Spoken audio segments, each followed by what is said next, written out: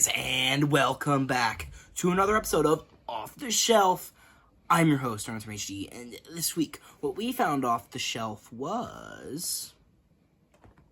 Come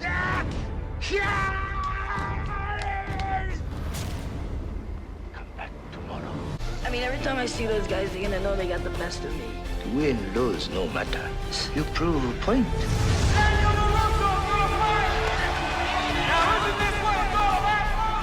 Point or no point, you're dead meat.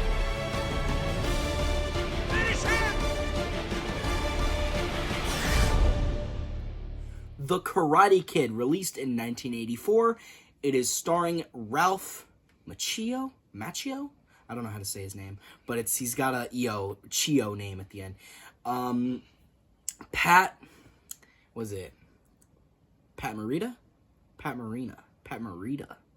Morita.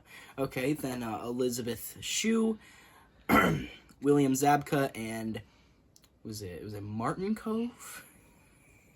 I think it was Martin Cove, or maybe... Yeah, it was Martin Cove. I think I got that one right. There will also be no spoiler warning for this movie because, I mean, it's 41 years old. I have a feeling that if you wanted to watch the movie, you probably should have watched it already, unless you're, like, a baby. I don't know what I'm saying. But, this film is a martial arts drama film, and although this film could technically be counted as a Temple of Kung Fu, I personally do not count it as that. It is not really in the criteria, in my opinion. You could make an argument, but I don't feel like it. Anyway, this film was a sleeper hit. 1984 made a lot of money. It was a big film. Even Pat Morita, he actually got nominated for an Academy Award for Best Supporting Actor. He didn't win, but he was nominated, which is cool, right? And if you didn't know, he was also, back then, he was mainly known for his role in Happy Days as a mainly comedic character, and while Mr. Miyagi does have certain, like, comedic moments, he's a more serious character, he's like the wise old teacher.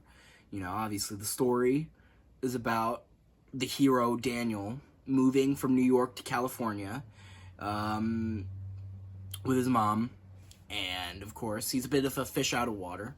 He's a bit out of place. He doesn't really fit in, I suppose. He gets bullied by, like, these asshole, like, the Cobra Kai bad guys. He gets, like, the bullies are the evil martial arts dickheads, who are the students of the evil, I forgot, what is it, Khalees? Or is it Kreese? I forgot, is it Kreese? I don't remember what his name was, but he's bad. Okay, he's big bad guy. He's evil, right? Because he wants to kill people. He wants to kill children, is what he wants to do to win a karate tournament. Which is kind of funny, honestly. He's like, I am like a 45-year-old man, and I will kill children to win a karate tournament. To win a big trophy to put in my trophy case. I don't know, I just think it's kind of funny. Either that or he'll cripple a child. But, I mean, is that any better? Like, it's like a lesser, whatever. But yeah, this film is about our main hero, Daniel, going to, getting bullied, not really fitting in, but eventually he befriends the, like, maintenance guy at his apartment complex who just so happens to be quite the savant of martial arts, of karate, specifically, as you can tell, since the movie is called The Karate Kid. So, I mean, what other martial art would it be? So yes, then he teaches him the ways of karate. He teaches him discipline, and, he gets into a tournament, and it looks like he's not going to do it. He goes through all this adversity, and then he wins. And obviously, it's the big hero story of, overcoming the odds. So essentially, he goes through all this adversity, hero's journey, adventure, drama, gets injured, they cheat, they do like a illegal kick, to, like, take him out of the tournament to have Johnny win the tournament by default. But, you know, he comes in, he swoops in, he wins, and then he's the tournament champion, you know, and it's a big celebration. Johnny even hands him the championship and tells him, you know, you deserve it, man, this and that, you know, you fought hard for it, the ultimate babyface turn. Fucking, when the babyface wins the championship, and then the heel takes it from the referee, and the whole crowd boos, thinking he's gonna, like, steal it, or, like, take it, or be bitter about it, and then he hands it to the babyface, and he raises his hand and does that. Wrestling tropes. But anyway, but, you know, I've been going on about hero's journey. Daniel's the hero of this story, but to some people, Daniel is not the hero of this story. It is Johnny, because think about it. Daniel, who is this guy from New Jersey, just swoops in, right? He moves in, and he steals Johnny's girl. I mean, yeah, they've been broken up already, but takes his ex, is kind of a punk, right? Is kind of just, like, mingling into his business, right? Because, I mean, the first scene where they meet together, Daniel gets a radio, right? Well, not Daniel. Like, they fuck with Elisabeth Shue's radio, right? And if Daniel hadn't walked over there, they probably would have just left. But he didn't. He stuck his nose into something that wasn't his business. And then the whole movie happened, right? And then they started, like, fucking with Daniel, and then Daniel started fucking with them. And then that's what led to the whole movie. But then Daniel pretty much attacks him during a Halloween party, where, again, Daniel was not provoked by Johnny. He didn't have to fuck him, like, prank him with the hose. He didn't need to do that, but he did, right? Because Elisabeth Shue, she was just like, you know what? Let's just go outside. Let's have a chat. Let's go outside and talk. He could have just done that. But no. He had to provoke Johnny, where then they chased him, and they attacked Daniel, where then Mr. Miyagi came in and beat the shit out of them and broke one of their arms, which was all Daniel's fault. And then Daniel goes to the tournament. Johnny is a 2-time champion of this tournament, right? And maybe you could say he cheated in the previous 2 tournaments based on what happens in this movie, which is probably true, since, like, their evil sensei who, like, cheats all the time, like, no mercy, basically, like, wants to kill people. It's like, finish him. Even in their fucking sparring matches, he basically says to fuck your opponent up. Even if they're a part of our dojo, fuck them up, right? But Johnny, he is a 2-time in a row champion winner, and then Daniel swoops in, like, fights through an injury and beats him still, and steals his moment, steals his glory, and steals his championship in Johnny's eyes. And even though all this stuff's happened, Johnny still has the courage. He has the humility to be able to hand Daniel the championship. Would Daniel have done the same? Would Daniel? Probably not, since they cheated, but I mean, there's, like, a bit of loopholes with that, but I can see the argument as to, is Johnny really a bad guy? I mean, yeah, he's a bit of a dick, and he's kind of, you know, a little much, but is he, like, evil? I wouldn't say he's evil. You know, he's just, like, a rival. You know, I say, of course, the sensei of the Cobra Kai, of course, he's a bad guy, because he wants, like, literally wants to, like, injure people and cripple children, right? Like, obviously, he's evil, right? Even when he tells Johnny to sweep the legs, Johnny, like, he looks like he doesn't want to do it, right? Because he doesn't know the amount of damage that he could do, right? He doesn't want to fucking cripple Daniel, even though he doesn't like him. He doesn't want to, like, break his legs or anything, right? And obviously the sensei is, like, the emperor. So if, like, Johnny's the Darth Vader, Sensei John Cleese. Sensei John Cleese is the villain of the real emperor, the real big bad guy of the movie. And honestly, I really like how this film is very cheesy, right? Of course, it is a 80s to the max, right? They have all these, like, super cheesy 80s tunes in there. They have all these, like, training montages and fighting montages, and then they have the tournament montage. And it's like, boom. 80s action film to the max. Now, I don't think that's a problem. I think it has a lot of charm, right? I think a lot of movies like this have a lot of likability to it. You know, because you can look at it and you can see it as a product of its time, but not in a bad way. You know, it's obviously, like, just pure condensed 80s, right? Like, it's like the, like, cliche high school still. You got the bullies, you got, like, the love interest who, I mean, I don't know how to describe it. It's that. And I like that. You know, I like how cliche the film is, because then it's, like, it's still dramatic.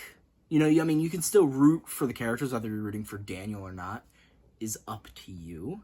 Or you could root for Johnny if you want to. But, again, that's what I like about it, is that it's just concise, and it's predictable, but not in a bad way. You know, predictable doesn't always mean bad, right? Just because, like, let's say you watch, like, a superhero movie, unless it's, like, I don't know, made by James Gunn or something, you know the hero isn't gonna die. Right? Like, you know at the end of the movie, good will prevail and defeat evil. You know that. Like, 99% of the time, the good guys win in an action movie or in, like a hero's journey movie. You know 99% of the time the hero will prevail in some sort. Like, evil will be defeated. But that's, like, you could say this movie's predictable, but, like, you kind of know, obviously Daniel's not going to lose, right? I mean, you might cite, I don't know, Rocky as an example, but even in Rocky, he didn't, like, get punked out. He didn't get knocked out. He lost via decision, and it was a tough fight, right? He put up a hell of a fight, and that's the point of Rocky, is that he still kind of went out as a winner. You know, he proved himself, and that was kind of the point. And in this movie, he prevailed and beat the bad guys, in Daniel's point of view. But, with that being said, and this movie is just, like, very enjoyable. You know, it's a very fun movie, and I think it's just I don't know how to describe it. It's enjoyable, is, like, what I said. It's enjoyable, it's a fun time. There's, like, funny moments here and there. There's, like, one serious moment with Mr. Miyagi, and it's revealed that his wife died during childbirth. And it kind of reveals that he sees Daniel as, like, the child he was never able to have. You know, he's kind of like, because also Daniel's father died. So it's kind of like, Mr. Miyagi's kind of like the surrogate father to Daniel. And Mr. Miyagi, like, sees Daniel as, like, a son that he was never able to have. And that's why, you know, he likes him that much, because he sees him as that. But, before I continue, I almost forgot to mention, I mentioned Rocky, and if you didn't know, the director of this film made Rocky. Obviously, Rocky came before this, but there's similar themes, you know, it's, like, uplifting, you know, with the whole underdog story. I mean, obviously, Rocky loses in Rocky 1, but in this movie, Daniel wins. But as I said, there are the terms of it being, like, the underdog story, like, the big, popular, like, obviously in Rocky, Creed is, like, the world champion, right? And he just completely underestimates Rocky because, I mean, he kind of has reason to. Rocky is just some, like, nobody that they put in to substitute for the fighter that Creed was originally supposed to fight, right? But obviously he couldn't fight, so they had to substitute him in, and Rocky took him. But then Rocky trained throughout the whole movie. You know, he believed in himself. He did that, and he took him to the limit. He almost got him, but he lost just by a smidge. But that's what happened. He gained the respect. He got it, right? And that's the point of the movie. Just, even though he lost, he earned the respect of, like, pretty much everybody, right? He was able to take the world champion to his limit, you know? And, kind of similar in this movie.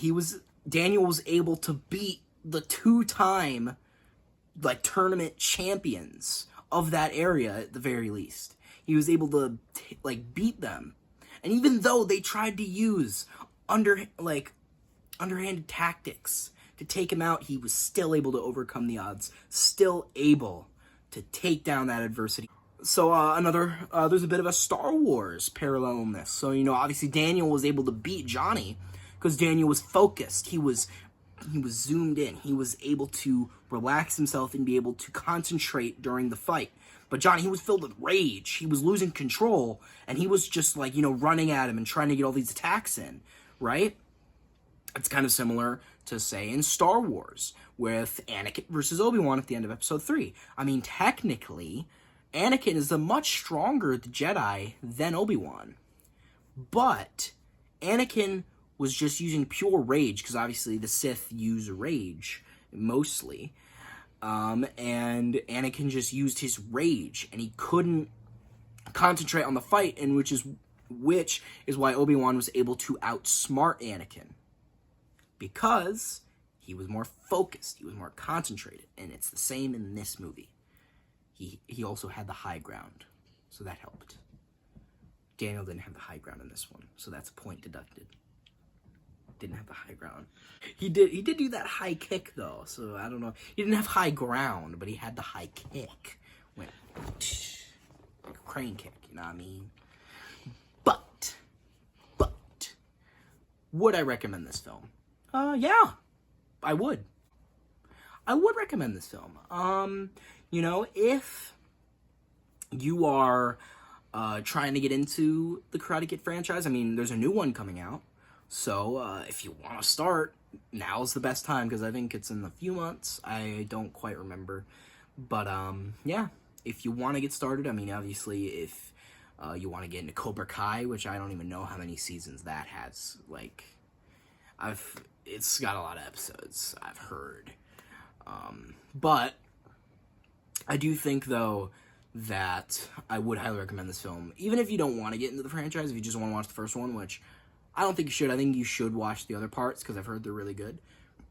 But, with that being said, I did really like this film, and I think you would too. So, overall, I would recommend it. And, with that being said, I think I would rate this film a 7.5 out of 10. And, yeah. I think I've said what I need to say. I think I've said my piece. So, guys, hope you like this video. Share with friends, subscribe, hit the notification on, comment if you liked it. And I've been Runtime HD. Off to... Hang on. It's like... Hang on, what was... It was like... It was paint the fence. Was that how you do it? You paint? No, you paint the fence. And then you paint the house. Paint the house. And then wax on, wax off. Wax on, or wax off. And then you sand the... Sand the floor? Sand the floor. Sand the floor. But you had to have the motion. You couldn't, like, do this. You have to, like, do it, like, one at a time, you know. Breathe in, breathe out, and then boom, doom. Breathe in, breathe out, and then, you know what I mean? Training. You gotta get it. See you guys at the tournament.